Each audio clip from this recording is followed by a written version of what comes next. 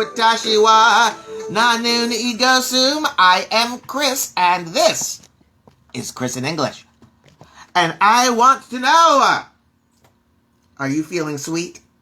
I'm feeling sweet like sugar. In fact, we're going to learn idioms using the word sugar. Oh, it's November. It's all about food this month, and sugar is something that we do eat. So today, idioms with the word sugar. I hope you like that. I hope you like sugar. I like sugar a little too much. I bought some Halloween candy to give out to the trick-or-treaters at the end of last month. Yeah, you remember, Pumpy the Pumpkin was here. We were celebrating Halloween. I bought a whole bunch of candy to give out to all of the trick-or-treaters who were going to come to my door. I got no trick-or-treaters. 0. But I still had all of that candy. What to do? What to do? I think you guys know what happened to all of that delicious candy. This is interesting. Today is a very important day in history. Today is Gettysburg Address Day. The Gettysburg Address is called by some one of the best and most important speeches ever given by an American president. Gettysburg's Address is a speech made by then President Abraham Lincoln during the American Civil War. 1863, on this date in 1863. Some people say it's the greatest speech. Some people say it's the shortest speech. It's only 270 words, but wow, those words are packed with power. Yeah, here's how the Gettysburg Address starts. It's a famous start. I'm sure you've heard it. 407 years ago, our founding fathers brought forth on this continent a new nation conceived in liberty and dedicated to the proposition that all men and women are created equal. Isn't that great? Mighty, mighty! I'm glad to see you today. I hope you're doing well. Today is the anniversary of a very important speech given by Abraham Lincoln called the Gettysburg Address. And one of the things that Abraham Lincoln said was, "We here highly resolve that government of the people, by the people, and for the people shall not perish from the earth." Miss Maite, how are you doing? I hope you're doing well. Mr. William, good to see you. Happy Gettysburg Address Day, sir. Yeah. The Gettysburg Address, that was, it was more than 7 years ago. But that's how it starts. I am glad to hear that, Maite. I'm glad you're doing well.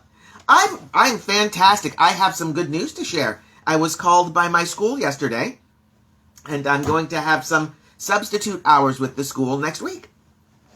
Looks like some people want to travel for the holiday. So they're going to travel. I'm going to teach. Makes me happy. Let's see. We have some birthdays to celebrate. We have some really good birthdays to celebrate today. For example, on this day, November 19th, in 1933, Larry King was born. Larry King, he's an American radio host and TV host. I'm a geek. I'm a nerd. I'm not a normal kind of person. When I was a child and all of my other friends were listening to music on the radio, I was listening to talk radio. I was listening to Larry King. I loved Larry King. Happy birthday, Mr. King. Happy birthday to Ted Turner. Yeah, 1938 is when Ted Turner was born. He's the founder of CNN. If you ever watch news on CNN, you have to say thank you to Ted Turner. He did a lot of other things too. For example, he's also the owner of the Atlanta Braves. And he is the winner of the 1977 America's Cup. That's the yacht race. Happy birthday, Mr. Turner. Here's one for all of you hip kids. Happy birthday, Calvin Klein. Yes, the American fashion designer, Calvin Klein, the man who gave you jeans. Today is his birthday. He was born in 1942. Happy birthday, Calvin Klein. Happy birthday to Meg Ryan. Yes, Meg Ryan. You know her. She's the actress. She was known for being so eminently cute. She was in I am not a huge fan of romantic comedies. However, she was in a romantic comedy called When Harry Met Sally, and it is the best in its class. So, of course, I like it. She was in other movies. Sleepless in Seattle, You've Got Mail. She's just a great actress. Happy birthday, Miss Meg Ryan. Speaking of great actresses, wow, this is a great day. Happy birthday, Jodie Foster. Yes, Jodie Foster, born in 1962. You know her, of course. She was in Silence of the Lambs. She was in The Accused. She was in Taxi Driver. She was in Contact. She was in so many movies that you know and you love. You should say, happy birthday, Jodie Foster. But I want to wish a very special happy birthday to a person who is not only an actor, not only an actor in the Star Wars movies, but also a United States Marine. Happy birthday, Adam Driver. Kylo Ren from the movies, also a United States Marine. Thank you, sir. Thank you for entertaining me. And thank you for risking your life to keep me and my country safe. I sincerely appreciate it. Happy birthday to everyone who has a birthday out there. If you have a birthday, let me know. I like celebrating celebrities, but I prefer celebrating you. Hello, Mr. Nemo. Good to see you, sir. I hope you're well. I hope you're doing very well today. I am. We just finished celebrities' birthdays, so that means you're here right on time. Because I know you don't care about the birthdays. Oh, no. You are here for the word of the day. Yes, I am going to teach you all a word that you can use in the English language. And I hope that if you don't like this word, I hope you don't criticize me too much. Yes, if you don't like this word, I hope you don't criticize me too much. Is that a hint? Is that a clue to criticize me too much? Could that be information to help you figure out our word of the day? Why, yes, it is, because our word of the day today is a verb. Yes, it's a verb. This is a great verb. This is a once-a-week word. You can use this word probably once a week. It's a pretty common word, but it's a great word. Our word of the day today is berate. Yes, to berate. It's a verb, and it means to criticize angrily and severely. If you angrily criticize someone, if you severely criticize them, then you are berating them. Berate, to angrily and severely criticize. Here's a sentence for you.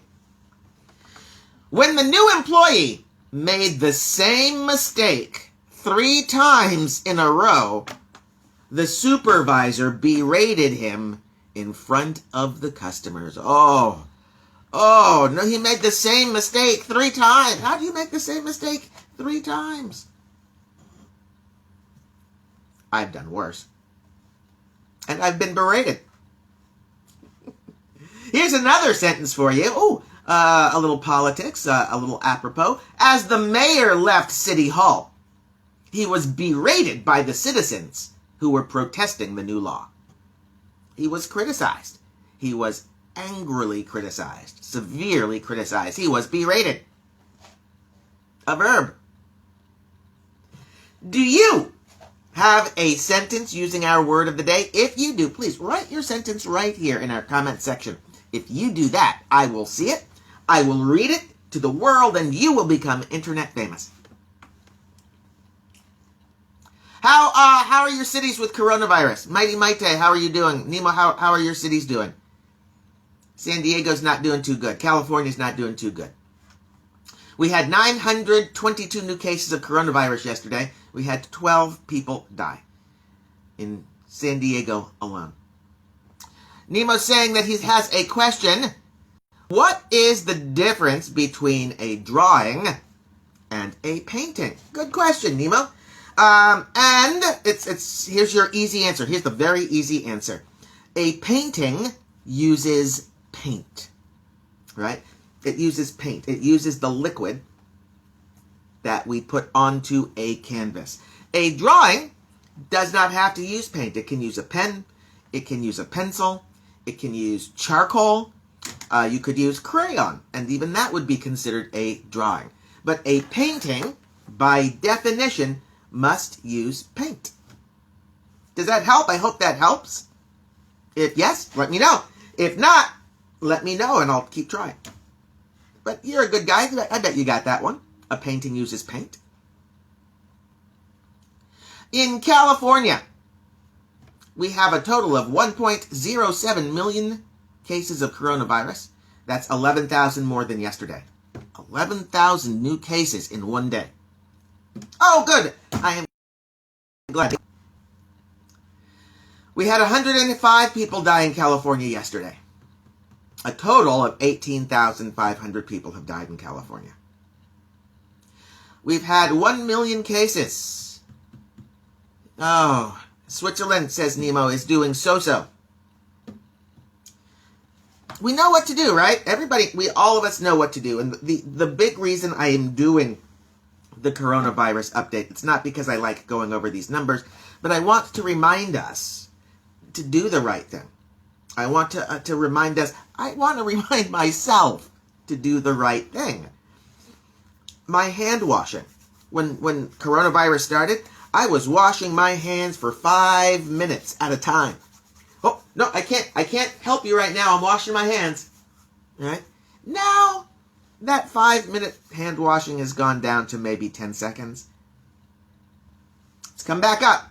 30 seconds. Wash your hands for 30 seconds. Wear your mask. Masks are good. Will masks 100% prevent you from getting sick? No. No. But it will 100% help you help others not get sick. Yeah. Keep social distance. Will that be 100% effective? Probably not. But is it better than doing nothing? It absolutely is. I hope all of us in all of our countries, all of our cities, just remember to do the right things. I'm very emotional about this today because the United States has hit 250,000 deaths. Yesterday, the United States hit 250,000 deaths. That's 250,000 people.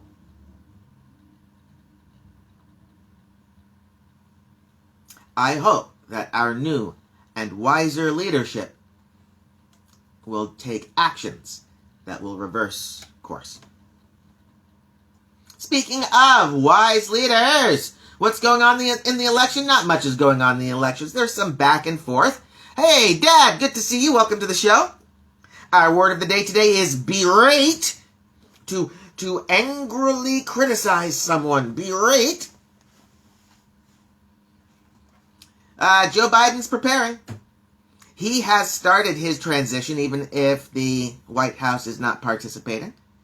The next big date, December 14th, is when our state electors will confirm the vote of the people and send that result to Congress. That's the next big date. Keep watching the news. Every day is an election adventure. Make sure you come back tomorrow. Tomorrow's Friday, fun day. And that means that we're going to have fun. And most of the reason we're going to have fun is because William is going to be here for William's Wild World of Sports. It'll be great. I hope that you guys all come for that. I've been sharing my recipes with you guys. I've shared my turkey recipe. I've shared with you my recipe for macaroni and cheese. I shared with you my recipe for the Brussels sprouts because I want you to eat some vegetables. There's a very important thing that you have to cook if you're making Thanksgiving dinner. I'm talking to you, Nemo. That's called gravy. You can't have your Thanksgiving dinner without gravy. What is gravy? Gravy is the sauce that we like to pour over meat and potatoes and rice and every day. And like I keep telling you guys, I like to eat gravy, just me, gravy, and a spoon.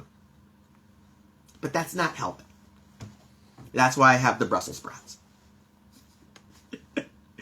Gravy is the sauce. You put it on top of the turkey. Oh, it's so good.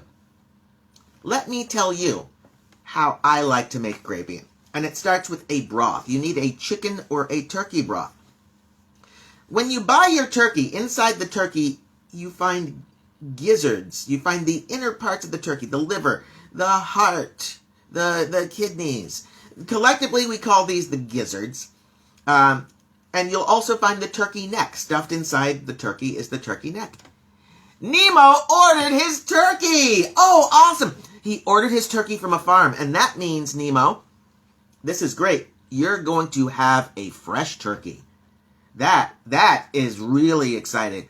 I've never had a fresh turkey. Most Americans have never had a fresh turkey. I'm envious. I'm jealous. I'm checking my mailbox, waiting for my dinner invitation, Nemo. I'm also happy. So happy you're going to be making a turkey. Since your turkey's fresh, I don't know if you get the gizzards. I don't know if you get the neck. But really, all you need is some broth, a chicken broth, a turkey broth, some sort of broth like you would use to make soup. But not with all the vegetables and meat, just the liquid, just the broth. You're going to start off with 3 tablespoons of butter and melt that gently in a pot. Then add 3 tablespoons of flour. So that's equal parts flour and butter. Combine that together, and it will become a paste, a kind of a thick paste, and that's what you want. Yeah. Add your salt, add your pepper, add any herbs. I like the sage, the rosemary, and thyme for my Thanksgiving dinner. Aren't there turkey farms in California? Yes, there are so many turkey farms in California, and they grow the turkeys, and then they dispatch the turkeys, and then they freeze the turkeys and sell them to us. I suppose if I really wanted, I could go to a turkey farm and I could buy a fresh turkey. If I really wanted, I bet I could. I know for a fact, if I got a hunting license, I could go up near Julian and hunt wild turkey. I could do that if I wanted. I don't want to do that. No, I'm going to hunt for my turkey at Ralph's.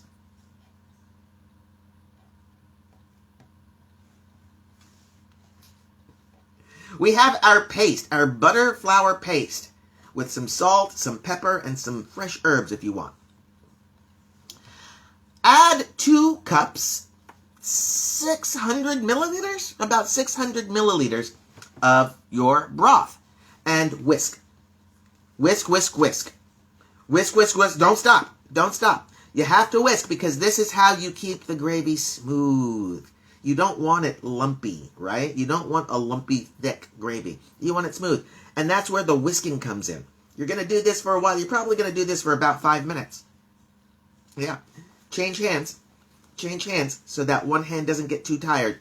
Make sure you get both hands equally tired. Yeah. After you've done that, check the thickness. Check your thickness. Is it as thick as you want your gravy to be? Yeah. One good test is to take a spoon, a regular spoon, dip it in the gravy, and then run your finger down the back of the spoon. If it leaves a trail, like a streak, it's thick enough. Yeah. If it just comes back together as a liquid, just covers the spoon again, cook it down some more. Let it become a little thicker. Done. One more thing that I like to do, after the turkey is cooked, there are all sorts of liquids, drippings in the bottom of your pan. Take about a cup, take 300 milliliters of that and put that in your gravy as well. It makes it much less healthy and much more delicious. Am I going to post the recipe? Yes. Nemo, you should. Something bad happened with yesterday, so I was not able to post the macaroni and cheese. So today you're going to see macaroni and cheese and Brussels sprouts posted. Tomorrow you'll see the gravy recipe posted. By next Wednesday, you'll have an entire recipe for a Thanksgiving meal. Wow. I want pictures. That's the gravy. And like many Americans, the gravy is my favorite part. Ah, Thanksgiving. Stuffing! Oh my goodness, how could I have forgotten the stuffing? Yeah, we'll have to talk about stuffing.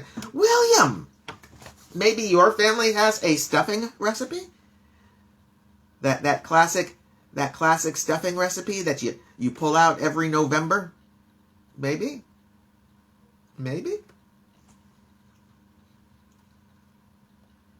If not, that's okay. I'll do it. I do, carrots, onion, celery, butter, lots more butter, more broth. Yeah, get broth. You're going to need lots of broth, Nemo. Get lots of broth. I probably use 2 liters of broth for Thanksgiving. With the cooking, with the gravy, get broth. William said, no, he doesn't do any of the cooking. He just carves the turkey. Yeah, he waits for the turkey to get cooked and then he takes the knife to it. Excellent. And carving the turkey, that's a big tradition for Thanksgiving too. Maybe I'll record me carving my turkey. Maybe. There's so many places that you can find online that do it better, but maybe. We'll see. In fact, Nemo, yes. Take a moment, Nemo, and go online and find a video about how to carve a turkey. There's a couple different ways to do it, but you're going to want to feel confident about whichever way you choose. It's not hard, it's not difficult, but there are definite steps that you want to hit. Hey, all right, I've got something for us. I've got some idioms for us to learn today. I only have 5 idioms for us to learn. I thought there would be so many more, but I was wrong. Silly teacher. Yeah, today I want to talk about phrases, idioms that use the word sugar. It's a food. Yeah, it's November. We talk about food in November, and sugar's a food. It's something we eat. It's something that we will encounter on Thanksgiving. Yeah. So today, I wanted to share with you these 5 idioms that use the word sugar. Here we go. As sweet as sugar. And this is a phrase that we use to describe not only food, but a person. We can describe a person as being as sweet as sugar. And when we say that, what we're saying is they are an extraordinarily nice person. Yeah. If someone is nice, we can describe them as being sweet as sugar. Pretty easy, pretty simple, right? Yeah, sugar. How about this one? Give me some sugar. Give me some sugar. This might be a little old. I'll be honest, I have not heard this in a while. Maybe a decade or more. But what it means is give me a kiss. Give me some sugar means give me a kiss. Not a romantic kiss. No. It's the kind of kiss that you give your grandmother. It's the kind of kiss you give your aunt. Right? Yeah. Give me some sugar is a nice familial kiss. When we're young and we want something really badly, we are taught that we should always say please. But what if we want it really, really badly? What do we say then? We have to say pretty please with sugar on top. Yes, if you say please, you might get what you want. If you say pretty please, there's a better chance you'll get what you want. But if you say pretty please with sugar on top, you're not just saying please, you're saying please and offering someone something sweet. Wow, I hope you get what you're asking for. Pretty please with sugar on top. It's just a big way of saying please. An exaggerated way of saying please. We have something in English. We used to only have one. Now we have 2. We used to only have a sugar daddy. And now we also have sugar mamas. Yeah, sugar daddy and a sugar mama. A sugar daddy or sugar mama is a man or woman who gives their much younger romantic partner extravagant gifts and money. Yeah, it describes a relationship with different ages based on a financial relationship rather than romantic. Yeah, a sugar mama or a sugar daddy. Any sugar mamas out there? I'm not that old. Finally, our last idiom, using the word sugar to sugarcoat something. Now, careful, this is actually not two words. This is one word, to sugarcoat. It's a verb. S-U-G-A-R-C-O-A-T, sugarcoat. Literally means to cover something in sugar. That's what it literally means, to coat or cover something with sugar. But when we say to sugarcoat something, what we mean is to take something unpleasant, like medicine, and cover it with sugar so it's more acceptable. Sugarcoat. To take something that is unpleasant and make it more acceptable. Another word that we use for this idea is euphemism. We use euphemisms to sugarcoat things. Right? For example, we don't like to say people die. We say pass away. We sugarcoat it. We make it easier for us to say and hear. So these are our idioms, our phrases that use the word sugar.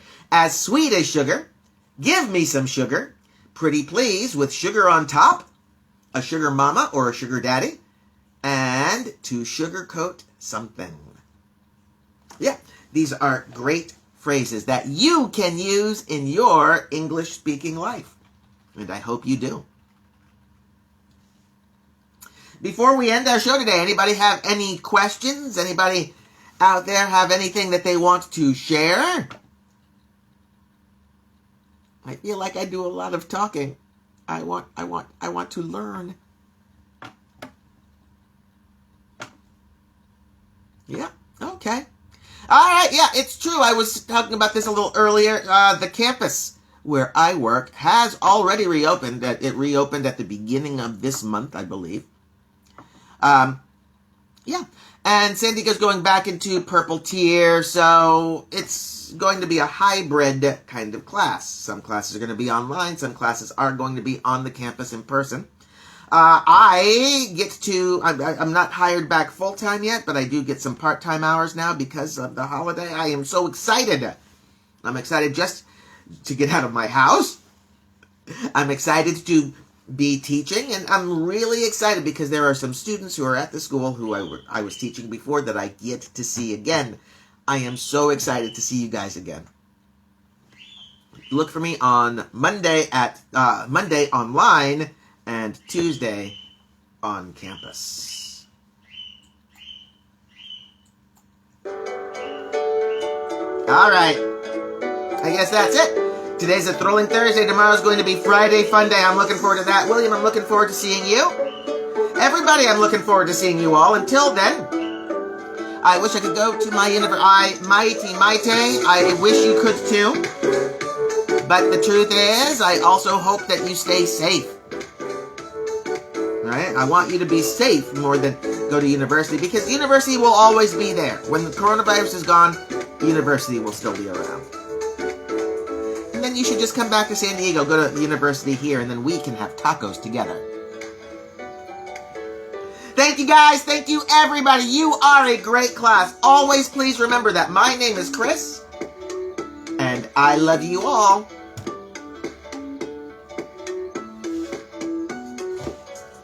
Go away.